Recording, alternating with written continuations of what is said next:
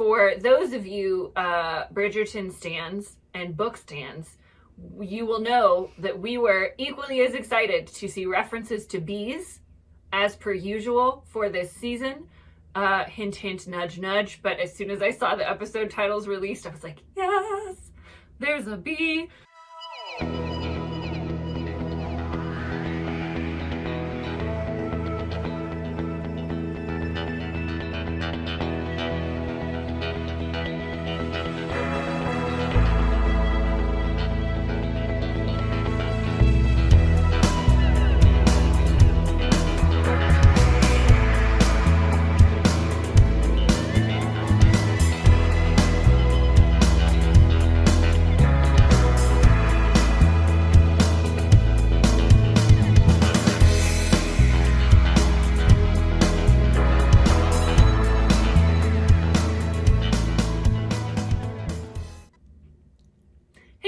We're the Good Doctors of Abbey Research. I'm Dr. Erin. I'm Dr. Kristen. And you are exceptionally welcome to our continuing coverage of Bridgerton Season 2. We are up to Episode 3, A Bee in Your Bonnet. And for those of you Bridgerton stans and book stans, you will know that we were equally as excited to see references to bees as per usual for this season. Hint, hint, nudge, nudge. But as soon as I saw the episode titles released, I was like, yes, there's a bee. So breaking this episode up thematically, as we are wont to do, we will deal with the non-Bridgertons and then the Bridgertons, because this episode is just pretty much a little bit Lady Featherington and a little bit Penelope and a lot Anthony Bridgerton and what's going on at Aubrey Hall, past and present. So Lady Featherington has decided that she wants to find a malleable young lady, in her words, to marry Cousin Jack, because she's afraid Cousin Jack is going to marry Cressida Cowper and Lady Featherington is going to get kicked out on the street. As we said before in previous episodes, Lady Featherington is Hamilton-esque in her need to survive, which is fair. She's got 3 daughters. Only now one of them is married. She's got 2 unmarried daughters, a dead husband who was gambled away all of their family wealth. So she's in a bit of a pickle. But we get a fantastic scene where the Cowpers are invited to dinner. And Lady Featherington has decided that her daughter Prudence, because she's dumb as a brick, would be great because they can manipulate Prudence in her relationship with Cousin Jack. Prudence, being dumb as a brick, goes along with this without much fuss, but she's not great at conversation, our Prudence, and so Cressida, being skilled in the art of wooing or being wooed, comes out on top in that conversation. But boy, was it awkward and uncomfortable, and further solidified my need for it to actually happen so that I can be thus entertained by a wedding between the Cowpers and the Featheringtons, because I just want Lady Danbury and Violet Bridgerton to be sat in the church giggling forever. Like, I just want them talking about how crazy those family holidays are going to be. So that's what we get with the Featheringtons. We also get Penelope, who is becoming increasingly more concerned that she will be discovered. She goes to Madame Delacroix. They're at the modiste for a fitting, and kind of is susses out whether Madame Delacroix is gonna in fact out her, but she knows which way the bread is buttered. Is that the phrase? I don't know. It's a phrase. Yeah. Delacroix knows who's boss and knows how to stay alive as well. She's very good at surviving. There we go. And she said, I got there in the end. I was confused about which metaphor I was going to choose. But she said a lady's business is her own. And so Penelope is assuaged for a little bit. And then by the end of the episode, we get Pen realizing, again, she's going to need a bit more help if she's going to maintain as Lady Whistledown, especially now that she is being actively pursued by Queen Charlotte, who has also... and her best friend. Yes. And her best friend, that's true, and Eloise. But Queen Charlotte has roped an unsuspecting Edwina into reporting on who is speaking to her as the Diamond, as the Incomparable, which we forgot to mention happened in last episode, but it did. And is picked up again by the end of this episode, where Queen Charlotte is getting a report on the ladies whom have been seen speaking to Edwina Sharma at events of this season, and one of those cards is Penelope Featherington, so dun dun dun. But Pen goes to Madame Delacroix at the end of the episode and proposes forming a partnership in order to maintain her business, and reveals herself as Lady Whistledown more explicitly to Madame Delacroix. So I'm excited to see this. We've said it for every episode so far, but I love this behind the scenes. How is Whistledown going to keep it going? It's different than the books for lots of reasons, which we already discussed. But I'm intrigued by it, and I'm excited that she's gonna have to like get together, as you said, Team Whistledown. Like who else is gonna suit up on Team Whistledown and help her keep making money, hand over fist, selling these papers? Just genius.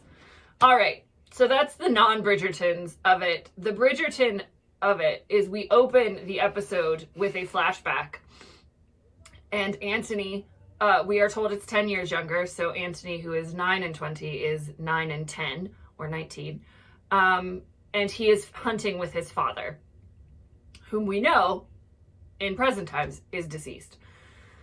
So we get Papa Bridgerton's death scene, which none of us were expecting. But he dies from anaphylaxis. Like, that's really what this comes down to. Really what it comes down to is he dies from anaphylactic shock from getting stung by a bee. Although in 17, whatever it was, late 1790s. 1813. We're in 1813. Well, no, it was 10 years earlier, so 1803. But even then, we still did not know what anaphylactic shock was. And it's a very sudden and mysterious and very, very traumatic death. And that is what we are shown. It's real fast. They're walking back from the hunt. Papa Bridgerton's given him all sorts of advice on how to hunt and be a human at the same time, because he seems like an actual mensch. Everything we know about Papa Bridgerton is that he was beloved by Violet and his children. And everyone who met him. He was the perfect Viscount. He was an excellent father. He was an excellent husband. No pressure, Anthony. But Anthony thought he had all this time to learn how to become the Viscount. And what we learn from this flashback is that he had zero time at all. His father is dead within minutes. His mother is inconsolable in her grief and 7 or 8 months pregnant with our Hyacinth. And throughout this episode, the flashbacks we get, and we talked about this offline before we started filming, do a pretty damn near perfect job of showing why Anthony is the way he is now. And I will say this is one of the benefits over the books, because like you can read the sentence. Oh yeah. Like Violet was pregnant. Yeah. And then watching Ruth Gamble grieve with her entire essence is a different ball game. Like I sat there unpacking it like, oh, that's what that sentence meant. Yeah. Yeah, I agree. There is some times where the book is so much better because you need the power of the written word and the imaginations. But I think things like this where the sentences are really easy to gloss over. Mm-hmm. Like she was 8 months pregnant with Hyacinth. Okay. But the show stops and unpacks that and makes us watch her give birth as she is still in mourning clothes. Yeah. Like, okay. That's such a great point. I had that thought earlier today as I was thinking about us getting ready to film, and it went back out of my head, but I'm so glad you brought it up, because I think that's one of the things I took away from this episode too, was it was so powerful to see it. Yeah. And they did such a great job visualizing it. Yes. So we get that scene, and so we see the immediacy, obviously, of Violet's grief, but also how it disrupts the family order so quickly, and how Anthony has to grow up in a snap. Yeah, and no one is having, like, at one point there, they keep asking him, like, to where they should put his father's body, and Anthony's like, put it wherever you want, and, like, he can go wherever you want him to go. And they said, but he doesn't own the rooms anymore. You do, sir. You're the Viscount. Yeah, it's like, why do I need to move my mother out of the rooms? He's like, well, she's the Dowager Viscountess now. And I was just like, and it was one of those, like, completely, this society that is so, all societies are, but this particular society is ruled by very particular rules and sets and norms of behaviors, so much so that they don't overpower this human moment of grief and trauma and sadness. So that I was just thinking, I was like, we can wait to move Violet until after the birth. I was like can she gave birth to 4 kids in that room. We could just put a pause in it. No, we're going to ask and panic. No, I mean, because she says that Anthony was born, so I think this is her 8th birth. Yeah. In that room. Aubrey Hall. Aubrey Hall. Yeah, which would make sense because she would go away for her confinement. Yeah, so... we can hit pause, dude in the wig. We can hit pause. I know. But we can't because we are in upper crust British society in which there is no emotions. Yeah. And so we get that flashback scene. We get one more, I think only one more flashback scene. No, there are 2 more. There are 3 flashbacks total. We have the birthing scene, we have the death scene, and we have the grief scene. Yes. Yeah, that's what I meant. Because we talked about the grief, the death scene, we talked about the grief scene, and then the birthing scene is the 3rd one. And this is, again, it doesn't do anything different except show... and the conversation. Sorry, there's 4. The conversation she has with Anthony. Oh, yes, which is one we need to discuss. But we'll move through the birthing scene because it doesn't do anything different than the first 2 scenes, but it just further solidifies that Anthony can no longer be a boy, and he is being asked to make unfathomable decisions about his family, including... his mother goes into labor with what becomes Hyacinth, but at the time they don't know, and it's a very difficult labor, and her life could be in danger. And Anthony is asked, "Who would your lordship prefer?"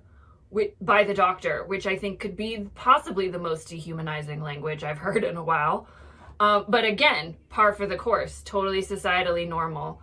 And what I do love is we get some insight for how Violet's grief unintentionally harmed Anthony. Yeah. And we get it in every scene that she is so overwhelmed she's incapable of being a mother.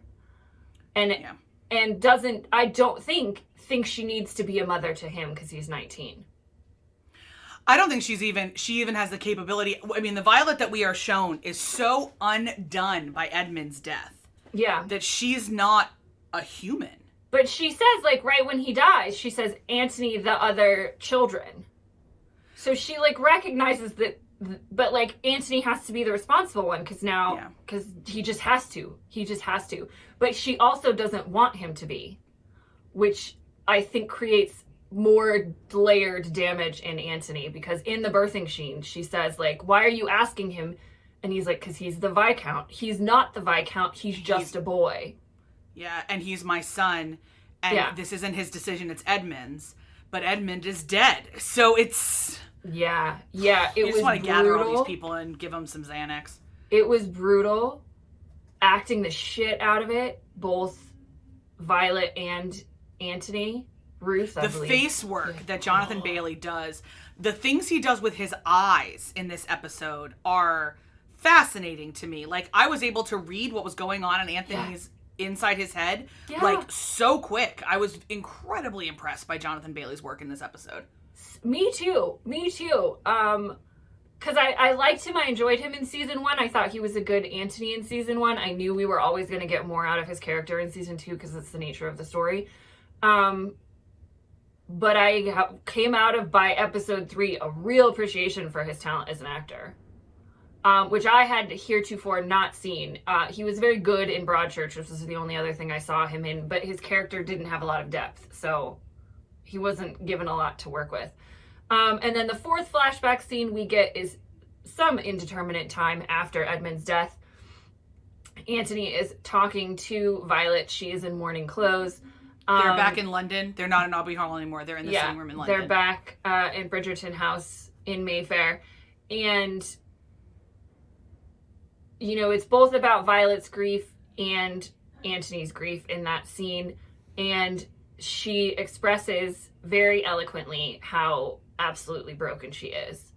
And she tells him, she's like, you're lucky I get out of bed. She's like, every day I run a checklist. And she has to make herself go into Hyacinth's.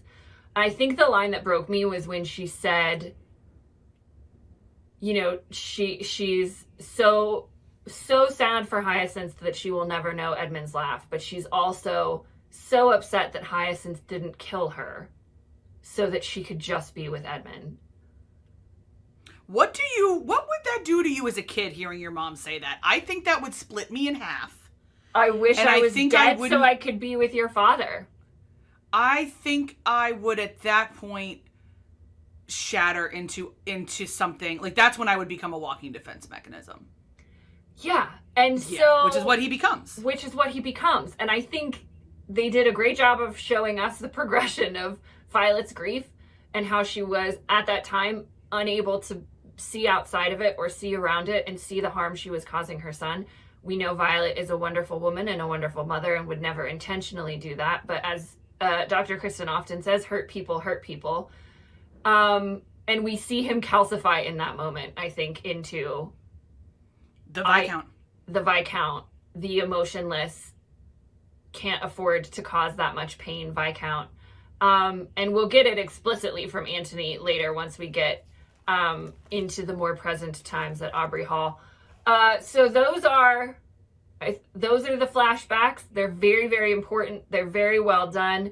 But the guts of this episode happens at the aforementioned Aubrey Hall, which is the seat of the Bridgerton family in the country, where Antony has invited everyone in the ton, or lots of people in the ton, for a party at Aubrey Hall, but he has invited the Sharmas a few days beforehand in his continued efforts to woo Edwina and sort of Kate. Unintentionally Kate. Oh, I do want to say the thing, before we move on, the thing that broke me, so many things about Papa Bridgerton's death scene, but the fact that he was picking Hyacinth when he died was a level of detail that I feel personally attacked by. Yeah, completely fair. Yeah. So, thanks. Thanks for that, friends. Okay, so they arrive to Bridgerton House. Daphne is there with the baby. Beautiful little mixed race baby. I forget their child's first name. They did alphabetical. August. Something. Antony has asked for the betrothal ring from Violet, saying that Edwina will make the perfect Viscountess, to be sure, Lord. And we get everybody arrives at Aubrey Hall, and then they decide the first thing they're going to do is go play a game of Pall, which Dr. Kristen watched this episode today, the day we are filming, and I just got a message that was like, Pall. This is another one of those book references. Y'all, if you didn't read the books and you don't care, you might not care about Pall Mall. For those of us that read and love the books, this was like a thing that needed to happen. Yes, with a capital T. With a capital, like, all capital letters to start that whole sentence, the thing that needed to happen. And we knew it was happening because they showed us in the promos, and, you know, there's a Pall Mall mallet on the posters and all that jazz. But it is an integral part of understanding the Bridgertons.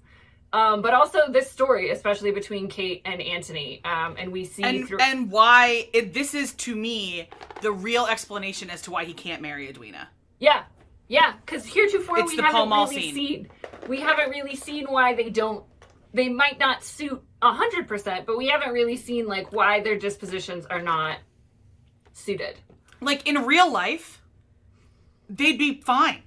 It would be great. But we're not looking for real life. We're looking for fantasy happily ever after. Yeah. And he's got Kate right there who's perfect. And that's what this episode shows.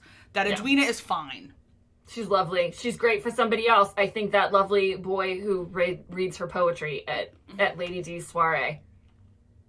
But she's not Viscountess Bridgerton. No, she is not the Viscountess Bridgerton.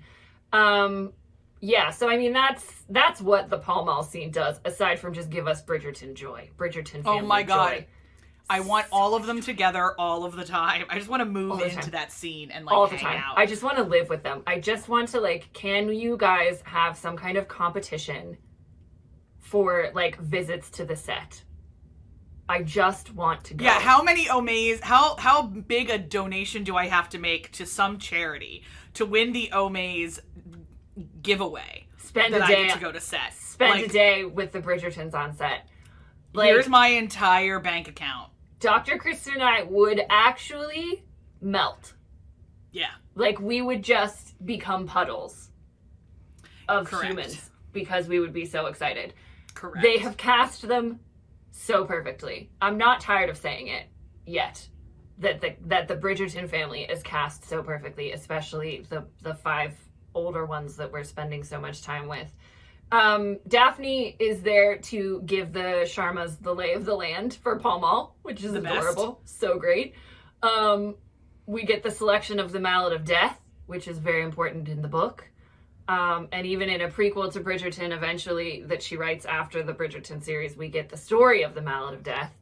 But the important thing of the Mallet of Death is that it is Anthony's mallet. It is Anthony's mallet that he always has.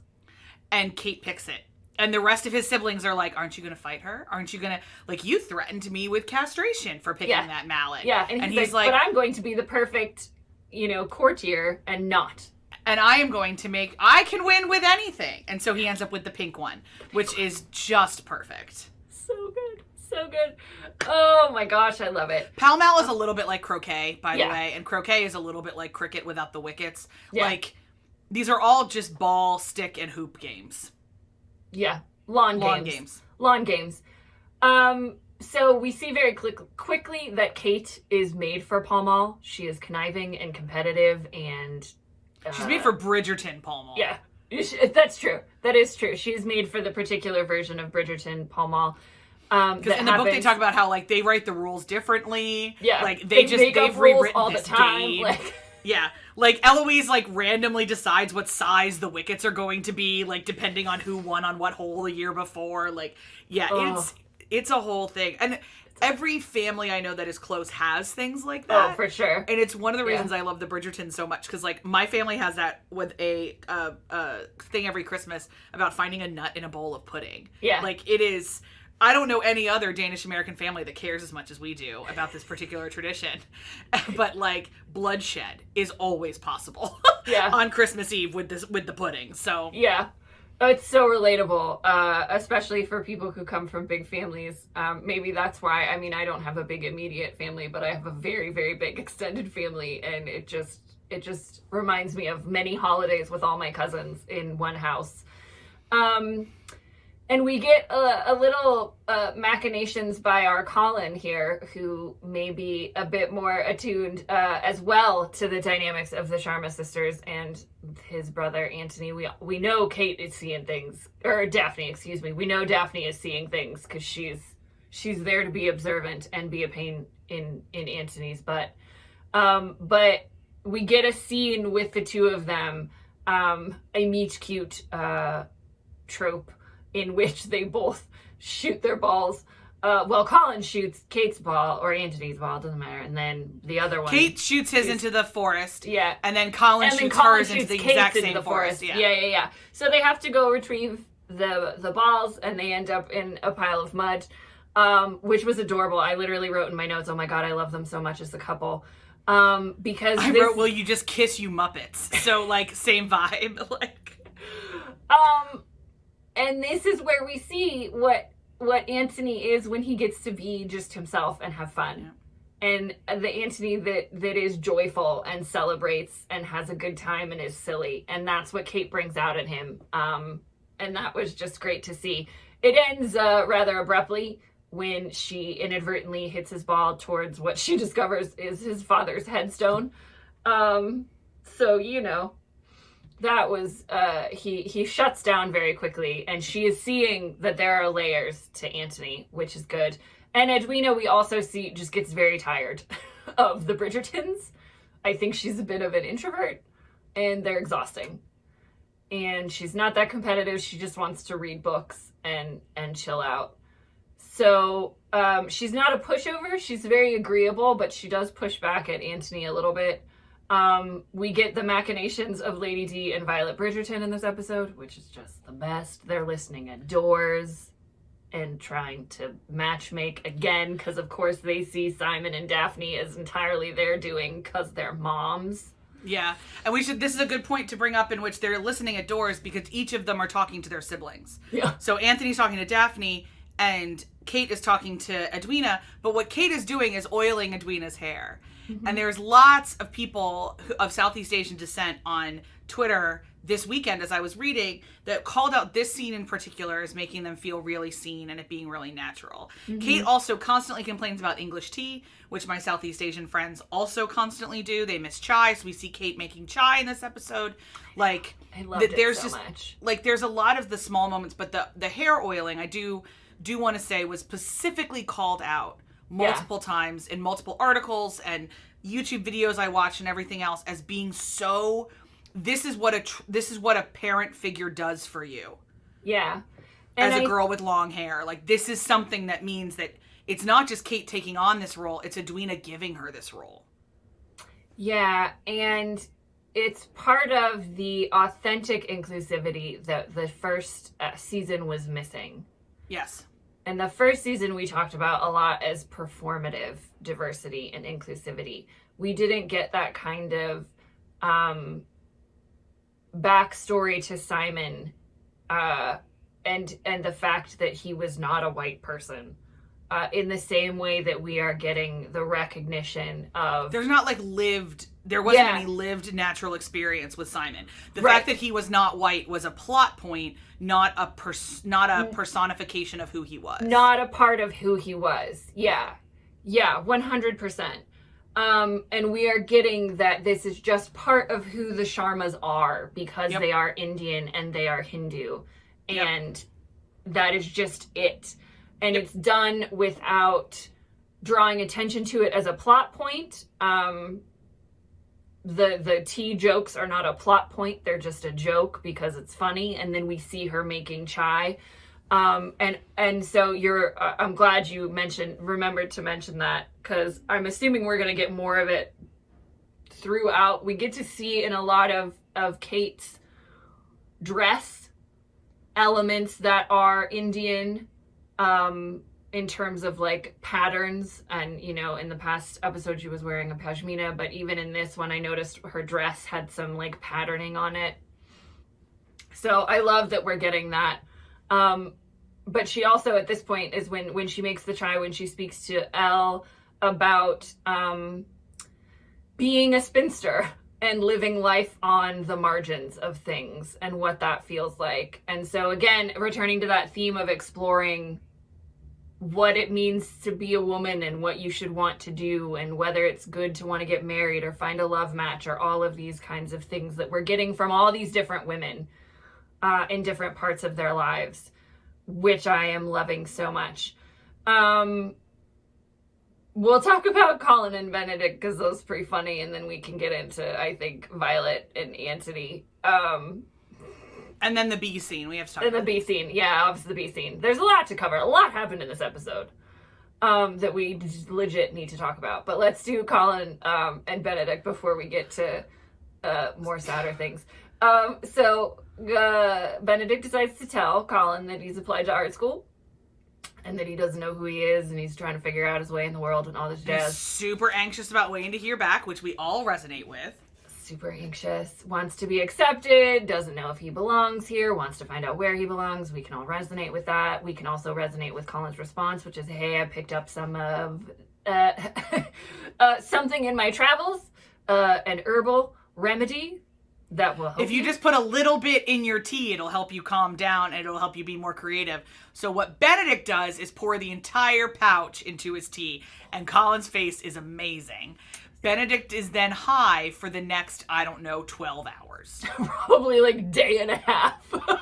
Because Eloise just keeps being like, what did you give him? What did you do? I love the three of them as like the little, like second children. Yeah. Like, their little trio. Oh, because Eloise is the second daughter. They're the second two sons. Like, yeah, they weren't, but, you know, they weren't Daphne and Antony. Yep. And so they very much grew up together. They didn't have the same pressure. They didn't have the same, you know, education and all of this kind of stuff. Benedict and Colin are closer. Well, I think Antony and Benedict are closer in age technically, but Benedict has that separation because he's the second son. So he was always going to be treated differently. Yeah, I love the scenes of the three of them. I love the solidarity between Benedict and Eloise. It was one of my favorite things in season 1. So long may it continue.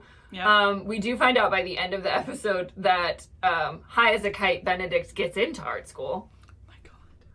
And screams out the window at like midnight, which was amazing. While wearing a waistcoat embroidered with bees. So good. So good. Oh, I loved it so much. So back to the main plot, which is of this episode, which is understanding why Antony is Antony. We get a lovely conversation with Violet and Antony at his father's grave, where she confronts him over the fact that he believes, you know, love is not in his cards. And she said, you know, I raised you, I knew you as a boy, and you act as if love had become a weakness, not your greatest strength. And his response to her is that he wants to live a life that is untouched by heartbreak and ravages of grief. Yeah, essentially he calls her out right back. Yeah. And he said, you disappeared. I remember everything. Moment. You don't remember. Yeah, I was there. And you weren't. And yeah. I can never be the cause of such pain, is what he says. And yeah. I had to pause the episode. Yeah. If my memory serves, that's a direct quote from the books. I believe it is. Yeah. Because they have this conversation. Yeah. And I could never be the cause of such pain. And you watch her heart break because she realizes that he's not wrong. Yes, that he's not wrong, but that he also... That it's just really shallow. That he took the wrong lessons. A complicated lesson from his father's death. And I think that was the first time she maybe realized the impact that she had, that her grief had on him. I don't think she And it may be the first time that she realized that all of this nonsense about who he's not really, but he's pretending to be, is about Edmund's death. Yeah, because I don't think we got that impression from her in the first season when she was mad at him because he wasn't being responsible. No, I don't think she connected those dots. No. So I'm so glad we got that scene because it explains a lot about our poor boy Antony and why he is where he is. And we see both Kate and Antony in this episode are feeling a lot of family responsibility and a lot of pressure. Antony is pressured into proposing to Edwina at dinner. Thanks, Lady Danbury and Violet. Terrible idea. He doesn't do it. Edwina is crushed. Not because she cares for him necessarily, but because she feels she has failed to... Oh yeah, this is the hair... Is this the hair oiling scene? This is the hair oiling scene. Yes. They had another scene. I misspoke. This is not when they are eavesdropping. I misspoke. That's okay. This is the... I don't remember when they were eavesdropping. This is the hair oiling scene. Oh, it was so great. There's no... It was when she was... They were getting ready for the bath. Yeah. Yeah. And she was asking Kate to just, like... lay off Antony just a little bit and like try to get to know him, which she did. And then she gets real mad at him because he didn't propose to her sister, who's not mad that Antony didn't propose because she loves Antony, but because she feels like she failed in her job to like land the most eligible bachelor. Because this is a job. Because getting married is a job, and she knows what her job is. So we get the final scene then brought to us so wonderfully because of Antony's refusal to propose and more bees at Aubrey Hall. And they are having a conversation about how he hurt Edwina and how he doesn't want to. And then there's a bee flying around. And he starts to freak out, and it stings Kate. And he freaks out some more, and they have a very intense moment. Where, like, she actually like has him put his hand on her like heart. this area, like on her breast, on her Yeah. heart where it bit, and said it was just a bee really calmly, and like gets him to breathe with her. Yeah. And like it's a whole thing. And then they were absolutely going to kiss 100%, and then there was a noise. And then there was like somebody yelling or something. So an almost kiss is the tropiest of tropes.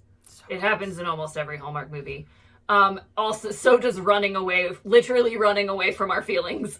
Yeah, which happens. That phrase needs to be on our bingo card for Christmas, is running away from your feelings. Running away from the feelings. Yeah. Oh boy, that's straight out of Romance 101.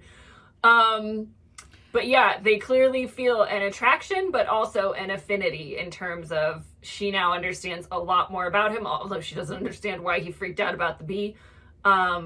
I'm sure someone will tell her in the next episode, so. Hopefully someone spills the beans. No. Yes, that was hilarious and you loved it. I wrote in the end, workshopping that joke. In all caps, they didn't go full bee sting. They didn't. Because in the book, and we can tell this to you now because this scene has already happened as we've discussed it. In the book, he freaks out over the bee sting, which was a lot closer to her actual breast, and decides the best way to save her from dying, which she's not dying, is to suck the venom out of her breast. He is caught by the Featheringtons, most specifically Portia Featherington, and they are trapped into a marriage. An engagement, yeah. An engagement. And that is a huge plot point in the book. That did not happen in the show. Fine. They're gonna work up to their marriage in a different way. I'm glad we got the bee sting at all. Yeah, because I thought they were gonna cut it out. It would have been fun to see the whole like sucking the chest thing, because it's one of the more ridiculous ones we've ever had in a historical romance in terms of like a forced marriage. But it's a little similar to Simon and Daphne, who were caught snogging by Antony, and that precipitated their relationship. So we'll see where we go from the bee sting, but there's going to be a lot more awkward tension because it's going to take more than 3 episodes to get these 2 kids together. I loved so much about this. You're so ready. You were like messaging me. You were like, why can't they kiss already? I mean, the thing is, I don't love slow burns. No, you don't. At all. And this isn't a slow burn. I love slow burns. Like, this isn't a slow burn. Like, this is normal and actual. Yeah.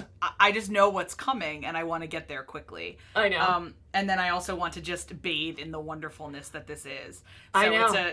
It's why I don't actually watch a lot of television. I thought I would binge the whole season this weekend, and I didn't because I was afraid.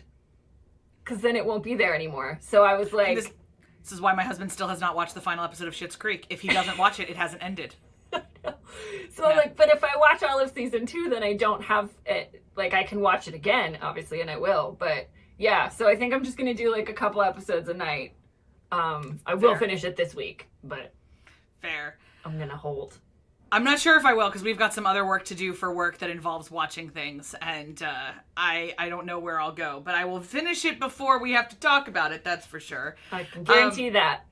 Pals, if you are also into this episode, then we would love a thumbs up. If you read the books and you are sad about the change in the bee stings, let us know. It is bizarrely controversial. But if you are, again, a fan of the books and you got excited about Pall Mall, we'd love to hear. If you didn't read the books and you don't care, we'd love to hear that. Whatever you want to tell us, we want to hear, we promise. So please comment below. Share this with other Bridgerton fans. The more you comment, the more the thumb gets liked up button, the more YouTube will gather other Bridgerton fans to this conversation, and we can have more, which is what we would love to do. Mm-hmm. We will see you next time for episode 4. In the meantime, we hope that you are in a relationship where you can be honest about the effects of the trauma that other people have put on you. Woo. That you can process through it, and that you can find fulfillment of what it means to be human at the other side of that journey. We'll see you guys in episode 4. Bye. Bye.